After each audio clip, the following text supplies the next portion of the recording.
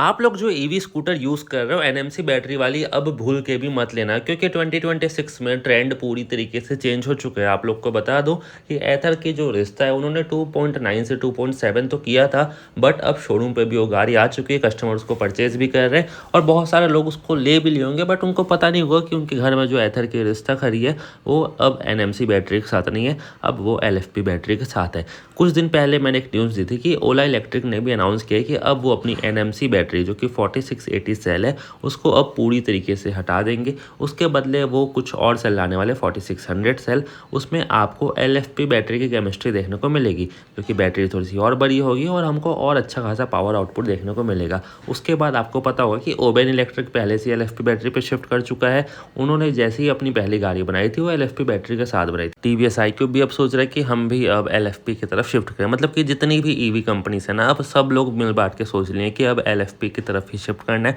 कुछ धीरे कर रहे हैं, कुछ देर से करेंगे, बट कंफर्म सब लोग करने वाले इन 1 से 2 साल के अंदर। तो अगर हम आज की डेट में एनएमसी बैटरी लेते हैं तो उसका फ़ायदा है या नुकसान है या बिल्कुल भी बकवास है? तो मैं बोलूँगा देखो, दोनों बैटरी अपनी अपनी जगह सही है, बट ट्रेंड क्यों शिफ्ट हुआ, कंपनी पैसा क्यों बचा रही है और आपके ईवी स्कूटर में क्या प्राइस कम होगा, हमको नहीं मतलब। तुम एनएमसी दो या एलएफपी दो, भाई तुम प्राइस कम करो कि उल्टा बढ़ा के बेच रहे हो। तो चलो शुरू से शुरू करते हैं। प्लीज़ यार वीडियो को सभी लोग लाइक कर दो, हाइप का ऑप्शन होगा वो भी प्रेस जरूर करना। देखो, जो एनएमसी केमिस्ट्री रहती है ना, उसके लिए निकल, कोबाल्ट और मैग्नीज की जरूरत रहती है, क्योंकि हाई प्योरिटी केमिकल्स रहते हैं और हाई टेम्परेचर फर्नेस रहते हैं इनका। तो भैया इसकी जो हीट लगने की कैपेसिटी रहती है, मतलब गर्म होने की टेंडेंसी रहती है, वो ज़्यादा रहती है। तो अगर आप एनएमसी बैटरी चला रहे हो और अभी इंडिया का टेम्परेचर आप लोग को पता है 41-42 डिग्री पार कर दिया, और छत्तीसगढ़ तो यार का है सेंटर पे है, वहाँ तो और हालत ख़राब है। जो भी छत्तीसगढ़ से बताना कि इस बार की गर्मी कितनी ज़्यादा ख़राब है। उसके बाद जो एलएफपी केमिस्ट्री रहती है वो आयरन और फॉस्फेट से बनती है, जो कि सिंपल है और ये हर जगह अवेलेबल है, हमको उतनी ज़्यादा दिक्कत नहीं होती। तो इन फ्यूचर जो है ना, एनएमसी केमिस्ट्री आप सिंपल भाषा में समझो कि वो मिलना मुश्किल हो जाएगा और कॉस्ट भी उसमें ज़्यादा लगता है, जिसकी वजह से कंपनी एलएफपी पे शिफ्ट कर रही है। एनएमसी क्या है, लाइट वेट रहता है, पावर आपको ज़्यादा निकाल के देता है और रेंज थोड़ा सा 19-20 का फ़र्क रहेगा। बट एलएफपी क्या रहता है, भारी रहता है और ये आपको उतना हीट नहीं पकड़ता, मतलब इसमें हीट लग ही नहीं सकता, लग सकता है बट बहुत ही कम चांसेस रहते हैं। बट एनएमसी में बहुत हाई चांस रहते हैं। तो अभी आप जितने भी न्यूज़ देखते हो ना, ईवी में फायर लग गया, ये हो गया, वो हो गया, वो एनएमसी बैटरी के कारण ही। यहाँ पे आपने दो चीज़ सीखी कि एक तो कंपनी को अपना कॉस्ट कटिंग करना है, क्योंकि उनको पार्ट असेंबल करने में भी दिक्कत हो रही है। उससे अच्छा वो सोच रहे हैं कि हम एलएफपी पे शिफ्ट कर देते हैं। बट इससे डिसएडवांटेज ये हो रहा है कि गाड़ी का जो वेट है वो अब थोड़ा सा बढ़ जाएगा। उसके बाद जो एलएफपी बैटरी है ना, वो गर्मियों में तो अच्छा परफॉर्मेंस करेगी, बट जैसे जैसे ठंड आएगी उसकी परफॉर्मेंस पूरी तरीके से डाउन हो जाती है। एकदम ज़्यादा नहीं होती, बट थोड़ा बहुत इम्पैक्ट पड़ता है। तो जो लोग भी जम्मू कश्मीर, शिमला, ये सब इलाके में रहते हैं, तो उनके लिए एनएमसी बैटरी में कोई दिक्कत आनी ही नहीं चाहिए। पहले तो यार वो हीट मैनेजमेंट आराम से कर लेगा, दूसरी चीज़ रेंज अच्छी खासी निकाल के दे देगा,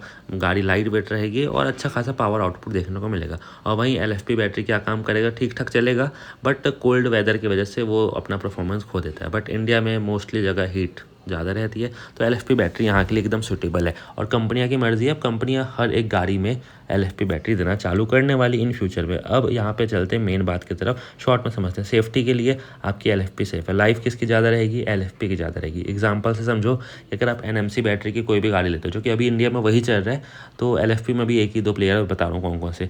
तो यहाँ पे एलएफपी आपकी ज़्यादा चार्जिंग साइकिल देगा। एनएमसी अगर 2000 देता है तो एलएफपी आपकी 4000-4500 साइकिल देगा। अगर एनएमसी 1200-1300 देता है तो आपकी एलएफपी 3000 तक का देगा, मतलब कि 2 गुना सीधा इसकी लाइफ होती है। कॉस्ट की बात करें, एलएफपी बैटरी को बनाने में कॉस्ट कम आती है as compare than NMC battery. Range की बात करें, एलएफपी बैटरी की रेंज उतनी हाई नहीं मिलेगी, एनएमसी बैटरी से आप रेंज अच्छा खासा निकाल। ऐसे समझो कि 2 किलोवाट आवर की एनएमसी बैटरी है, एक अच्छी एनएमसी बैटरी रहेगी तो वो 35 से 40 किलोमीटर दे देगी, 2 रहेगी तो 70 से 80 किलोमीटर। बट वहीं अगर एलएफपी बैटरी है तो आप उसको अंडर 30 ही मान के चलना, 28 प्लस कर देना, तो आपको 60 से भी कम किलोमीटर की रेंज मिलेगी। ऐसे छोटा सा कॉन्सेप्ट था, बस आप समझ चुके होगे।